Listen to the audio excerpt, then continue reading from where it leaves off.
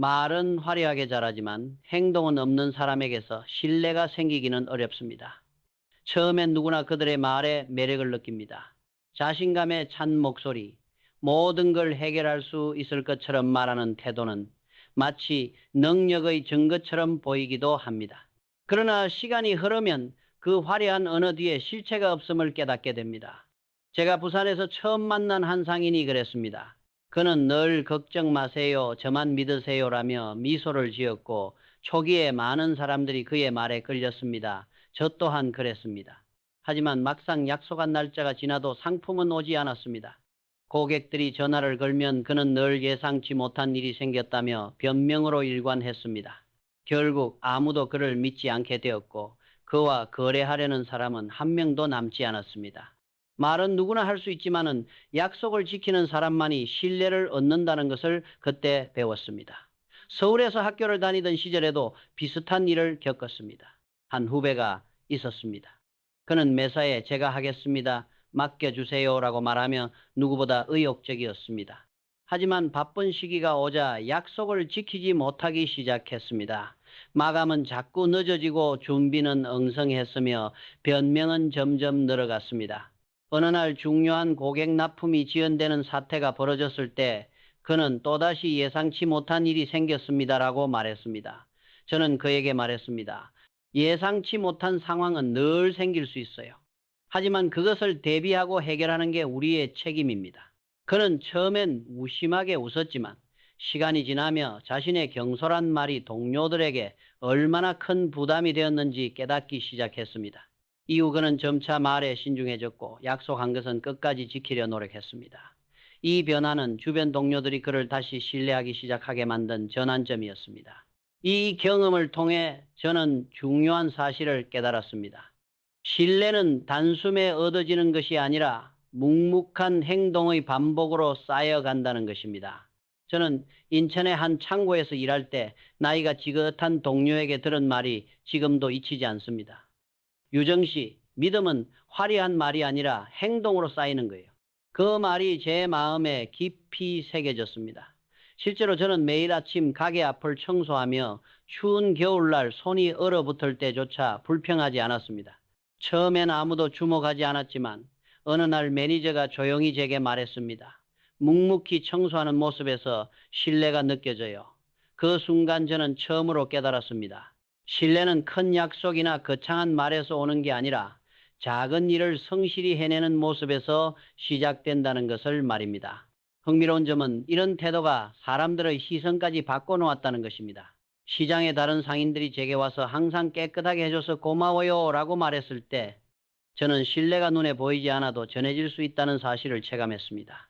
나중에 관리자가 된 후에도 저는 직원들에게 자주 말합니다. 좋은 말을 하려 애쓰지 말고 묵묵히 네 일을 잘해. 그러면 사람들이 알아서 너의 진심을 알아줄 거야.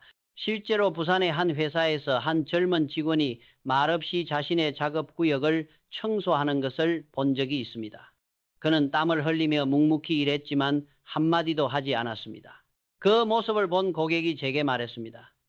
당신 회사에 정말 멋진 직원이 있네요. 그 칭찬은 그 어떤 화려한 프레젠테이션보다 강렬했습니다. 이처럼 아무리 좋은 말을 해도 행동이 뒤따르지 않으면 신뢰를 얻을 수 없습니다. 반대로 조용히 자기 일을 성실히 해내는 사람은 결국 모두의 존경을 받습니다. 신뢰는 말에서가 아니라 행동에서 비롯됩니다. 우리가 어떤 사람을 믿게 되는 순간을 떠올려 보면 대부분은 그 사람이 한 약속을 지켰거나 어려운 순간에 끝까지 자리를 지킨 경험이 있었기 때문일 것입니다. 반대로 약속을 어기고 변명만 늘어놓는 사람은 처음엔 말재주로 사람들을 현혹할 수 있어도 언젠가는 모두의 신뢰를 잃고 맙니다. 말은 쉽게 만들 수 있지만 행동은 결코 위장할 수 없습니다. 결국 시간이 지나면 진짜가 드러납니다. 그러니 만약 지금 당신 주변에 말만 화려하고 실천하지 않는 사람이 있다면 그 사람이 당장 잘 나가 보일지라도 신중히 거리를 두는 것이 좋습니다. 그들의 말에 휘둘리지 말고 조용히 그들의 행동을 관찰하세요. 그리고 스스로에게도 되물어 보십시오. 나는 내 말만큼 행동하고 있는가? 말보다 행동을 앞세우는 습관이야말로 시간이 지날수록 당신을 신뢰받는 사람으로 만들어줄 것입니다. 결국 사람들은 말이 아니라 당신이 한 일을 통해 당신을 평가합니다. 신뢰는 화려한 언어의 결과가 아니라 꾸준한 행동의 산물이기 때문입니다. 타인을 험담하며 깎아내리는 사람은 결코 신뢰를 얻지 못합니다. 처음에는 그들이 솔직하고 정의로운 사람처럼 보일 수 있습니다. 주변 사람들의 실수를 정확히 짚어내며 마치 조직을 위해 쓴소리를 하는 듯 말하기 때문입니다. 저 역시 수습사원 시절 그런 사람을 본 적이 있습니다. 그는 늘 큰 소리로 말했습니다. 저 사람 일하는 것 좀 봐, 엉망이야. 쟤는 왜 저렇게 대충해? 처음엔 저도 그가 옳은 말을 한다고 생각했습니다. 하지만 곧 깨달았습니다. 그는 정작 자신의 일은 제대로 해내지 못했습니다. 작은 업무에도 실수가 잦았고 책임을 지는 대신 변명을 늘어놓기 바빴습니다. 그럼에도 불구하고 그는 자신을 방어하기 위해 계속해서 다른 사람들을 비난했습니다. 결국 아무도 그를 믿지 않게 되었고 사람들은 그의 말보다 그의 태도를 먼저 보게 되었습니다. 험담은 그 순간엔 기분을 시원하게 만들 수 있을지 모르지만 결국 그 말을 듣는 사람에게 불안감을 심습니다. 왜냐하면 사람들은 이렇게 생각하기 때문입니다. 지금 저 사람을 욕한다면 나도 없는 곳에서 욕할 수 있겠지. 실제로 한 번은 나이가 많은 관리자가 젊은 직원에 대해 요즘 애들은 인사도 안 하고 책임감도 없어라며 불평하는 것을 들었습니다. 하지만 제가 직접 본 그 젊은 직원은 무거운 짐을 옮기는 동료를 묵묵히 돕고 어려운 상황에 처한 사람을 조용히 도와주는 사람이었습니다.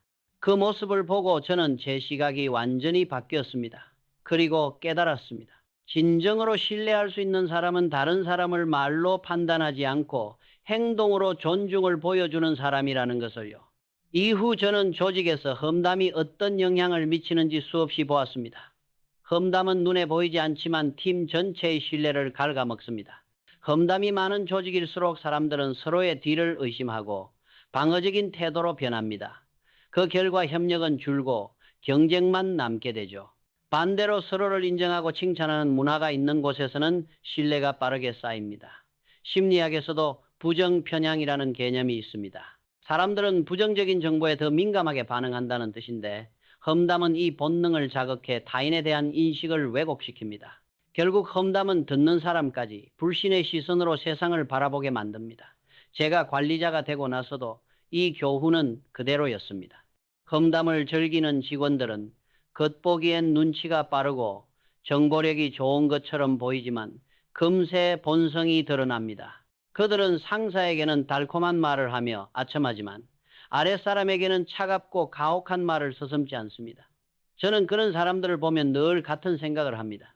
이 사람은 신뢰를 얻기 힘들겠구나. 실제로 한 회의 후 한 젊은 직원이 제게 와서 조심스럽게 말한 적이 있습니다. 선배님, 어떤 분 행동이 조금 불편해요. 그 직원은 나중에 다른 사람들에게서 그 선배에 대한 험담을 들었다고 고백했습니다. 저는 그에게 말했습니다. 험담에 신경 쓰지 말고 직접 보고 판단하세요. 그는 고개를 끄덕이며 안도한 표정을 지었습니다. 이 경험을 통해 저는 확신하게 되었습니다. 험담을 즐기는 사람들은 본질적으로 두려움에 사로잡혀 있다는 것을요. 그들은 자신의 불안과 열등감을 감추기 위해 다른 사람을 깎아내립니다. 그러나 진정으로 강한 사람은 남을 깎아내릴 필요가 없습니다. 오히려 남의 강점을 찾아내고 그것을 칭찬하는 데 주저하지 않습니다. 그들이야말로 자연스럽게 신뢰를 얻습니다. 저는 지금도 직원들에게 말합니다. 다른 사람의 단점보다 장점을 먼저 찾으세요. 그리고 진심으로 칭찬하세요. 그것은 신뢰를 쌓는 데 가장 빠른 방법이며 동시에 자신에 대한 자신감도 높여줍니다. 결국 말은 자신을 비추는 거울입니다. 남을 비난하는 말은 듣는 이에게 당신이 어떤 사람인지까지 말해줍니다. 그리고 그 이미지는 쉽게 지워지지 않습니다. 그러니 누군가를 평가할 때는 남이 하는 말이 아니라 스스로 본 그 사람의 행동을 기준으로 하세요. 또 누군가가 당신에게 험담을 들려줄 때는 이렇게 생각해 보세요. 이 사람이 지금 없는 사람을 이렇게 말한다면 내가 없는 자리에서도 나를 이렇게 말하지 않을까? 이런 경계심은 당신을 보호해 줄 뿐만 아니라 신뢰할 수 있는 사람을 가려내는 데 큰 도움이 됩니다. 신뢰는 결국 말이 아니라 태도에서 드러납니다. 험담을 멀리하고 타인의 강점을 인정하는 습관을 들이세요. 처음엔 그저 착한 사람처럼 보일지 몰라도 시간이 흐르면 모두가 그 차이를 알게 됩니다. 사람들이 자발적으로 당신과 일하고 싶어하는 이유는 당신이 남을 깎아내리지 않기 때문입니다. 그것이 진정한 신뢰의 시작입니다. 사소한 일에도 쉽게 화를 내는 사람은 그 내면의 불안정성이 자리하고 있을 가능성이 큽니다. 겉보기에는 열정적이고 책임감 있어 보일 수 있지만 사실은 감정을 조절하지 못해 폭발하는 것일 뿐입니다. 저는 젊었을 때 한 가게에서 일하며 이런 사람을 직접 보았습니다. 그 가게의 주인은 정말 성마른 사람이었습니다. 작은 실수에도 즉시 소리를 질렀습니다. 이것도 제대로 못해? 너 일할 줄 알아? 그의 목소리가 울려 퍼질 때마다 매장은 순식간에 얼어붙었습니다. 직원들은 항상 눈치를 보며 불안에 떨었고 실수를 두려워한 나머지 새로운 시도를 하지 않게 되었습니다. 처음엔 저도 그가 일에 진심이기 때문에 엄격하다고 생각했지만 시간이 지날수록 그가 단지 인내심이 부족하다는 것을 알게 되었습니다. 분노는 열정이 아니라 통제력 부족의 신호였던 것입니다. 그 사장은 불만스러운 일이 생기면 언제나 남을 탓했습니다. 포장 실수가 생기면 포장팀을, 매출이 떨어지면 판매 직원을 비난했습니다. 하지만 근본 원인을 분석하거나 해결하려는 노력은 하지 않았습니다. 결국 몇 년 후 직원들이 하나둘 그만두었고 고객들도 등을 돌렸습니다. 사람들은 편안함을 느끼는 곳을 찾습니다. 언제 화가 폭발할지 모르는 장소에 머무르고 싶은 사람은 없습니다. 저는 그때 처음 깨달았습니다. 쉽게 화를 내는 것은 결코 강함이 아니며 오히려 불안을 감추려는 방어적 행동이라는 것을요. 이후 제가 관리자가 되었을 때 비슷한 유형의 직원을 만난 적이 있습니다. 그는 청구서에 작은 실수가 생길 때마다 이거 누가 한 거야? 라며 소리쳤습니다. 젊은 직원들은 그와 대화하기를 꺼려했고 그가 근처에만 와도 긴장했습니다. 저는 조용히 그에게 말했습니다. 화내는 건 쉽지만 그게 누구에게 무슨 도움이 되나요? 중요한 건 당신의 의도를 사람들이 이해하고 받아들이게 만드는 소통이에요. 그는 처음엔 제 말을 무시했습니다. 그러나 어느 날 한 신입 직원이 그에게 말했습니다. 저 혼날까봐 무서워서 일에 집중을 못하겠어요.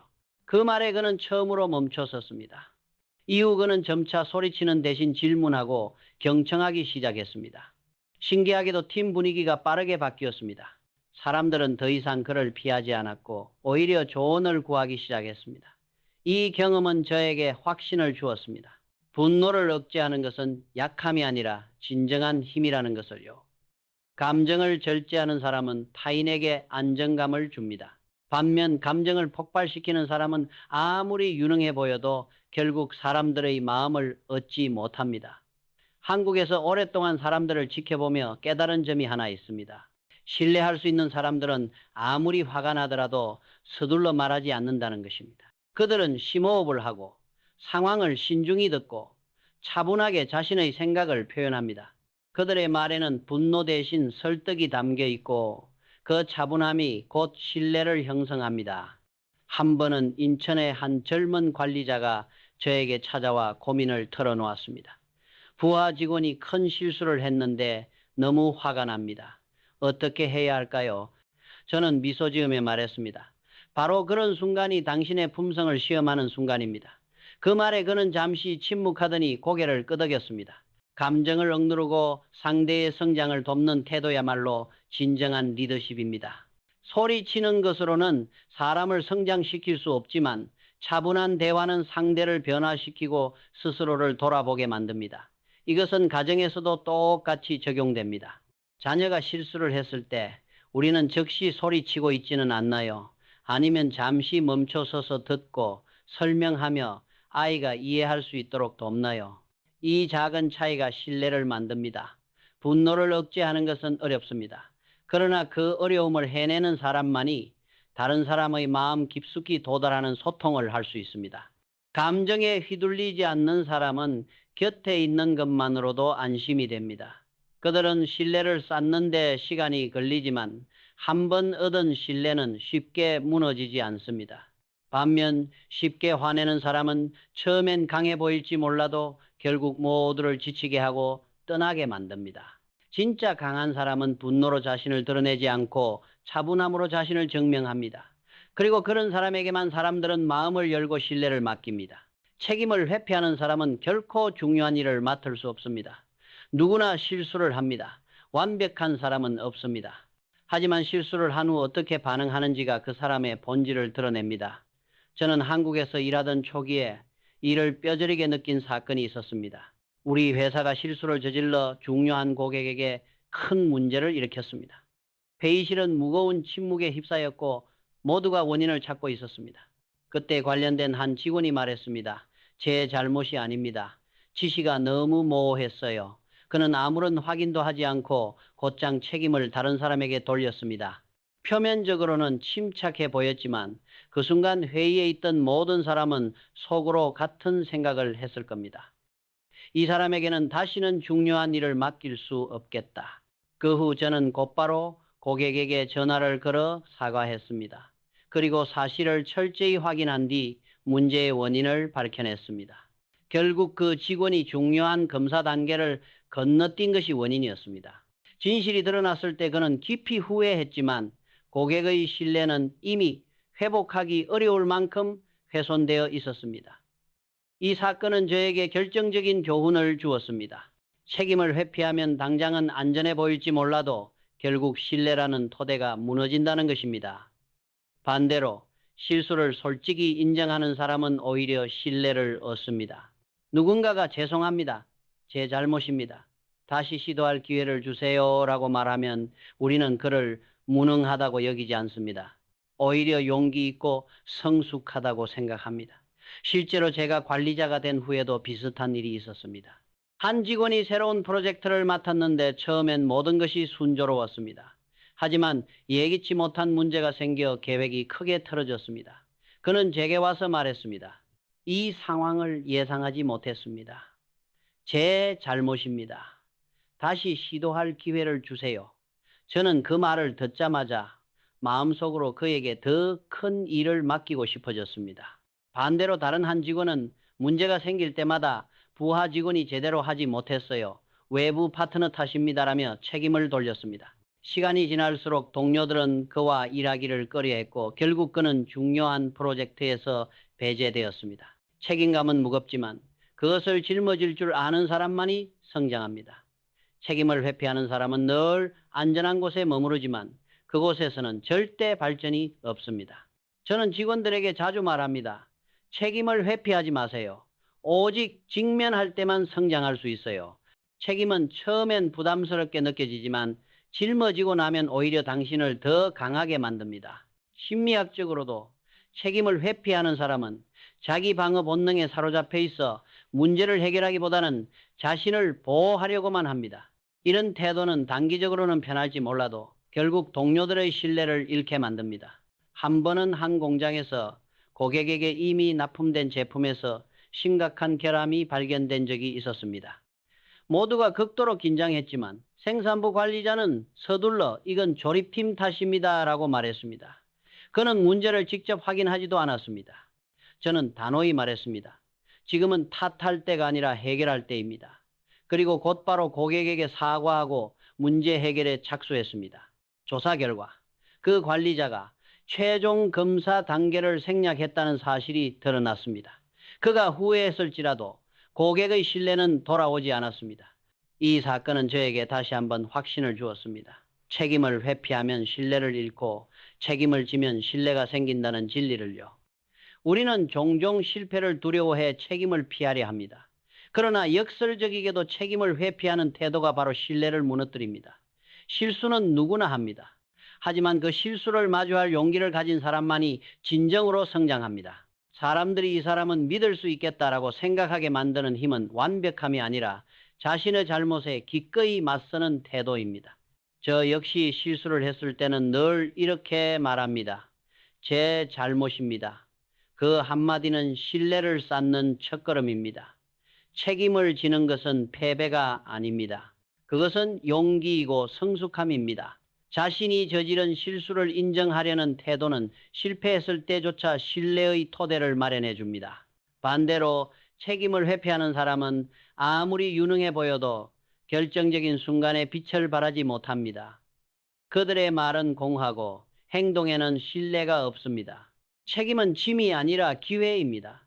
당신이 회피한다면 그 기회를 잃게 될 것입니다. 하지만 받아들인다면 그것은 당신을 한 단계 더 성장시킬 것입니다. 결국 사람들은 책임을 짊어지는 사람을 신뢰합니다. 그 신뢰는 언젠가 더 큰 기회로 돌아옵니다. 우리가 오늘 살펴본 신뢰하기 어려운 사람들의 5가지 특징은 결국 타인을 보는 안목을 기르는 것뿐 아니라 우리 자신을 돌아보게 만드는 거울이기도 합니다. 신뢰는 화려한 언어에서 오지 않습니다. 조용한 행동, 일관된 진정성, 감정 조절, 책임감, 그리고 누구에게나 공정한 태도에서 비롯됩니다. 만약 이 5가지 중 하나라도 놓치고 있었다면 오늘이 바로 다시 시작할 수 있는 날입니다. 작은 습관 하나가 당신을 믿을 수 있는 사람으로 만들고 그 신뢰가 언젠가 큰 기회로 돌아올 것입니다. 혹시 오늘 이야기에서 마음에 남는 부분이 있었다면 댓글에 숫자 1을 남겨주세요. 당신의 생각과 경험도 함께 들려주신다면 저희에게 큰 힘이 됩니다. 앞으로도 이 채널에서는 숭샤 싱주주 같은 영감을 주는 인물들로부터 삶과 인간관계에 대한 소중한 통찰을 전해드릴 예정입니다. 놓치지 않으려면 지금 좋아요와 구독, 알림 설정까지 꼭 부탁드립니다. 당신의 하루에 신뢰와 평화가 함께하길 바랍니다. 감사합니다.